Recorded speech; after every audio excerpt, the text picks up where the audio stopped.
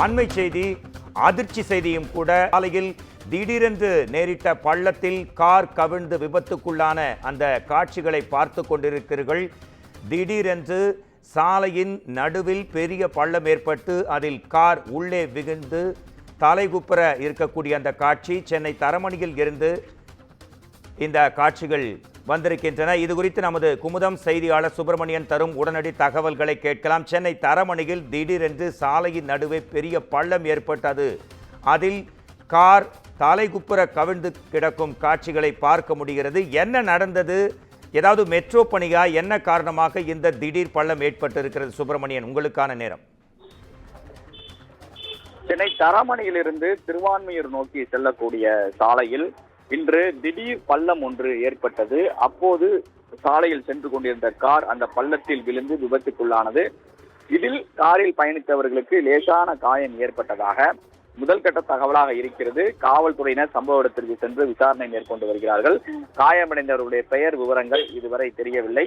காவல்துறையினர் தொடர்ந்து விசாரணை மேற்கொண்டு வருகிறார்கள். இதன் காரணமாக அந்த சாலையில் போக்குவரத்து மாற்றமும் ஏற்பட்டிருக்கிறது. ஏற்கனவே தரமணியில் இருந்து அடையாறு மத்திய கைலாஸ் நோக்கி செல்லக்கூடிய சாலையில் மெட்ரோ ரயில் பணி என்பது மேற்கொள்ளப்பட்டு வருகிறது.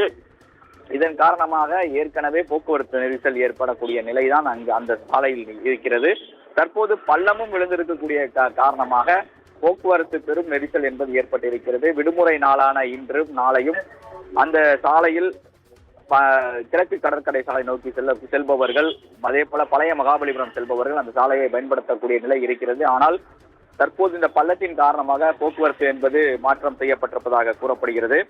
இந்த பள்ளத்திற்கான காரணம் என்ன என்பதை காவல்துறையினர் விசாரணை மேற்கொண்டு வருகிறார்கள்.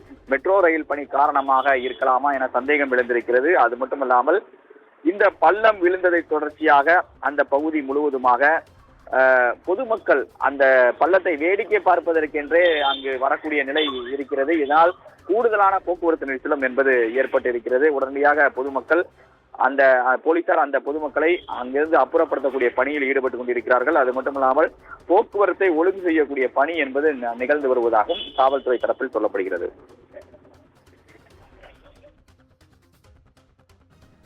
உங்கள் உடனடி தகவல்களுக்கு நன்றி சுப்பிரமணியன்.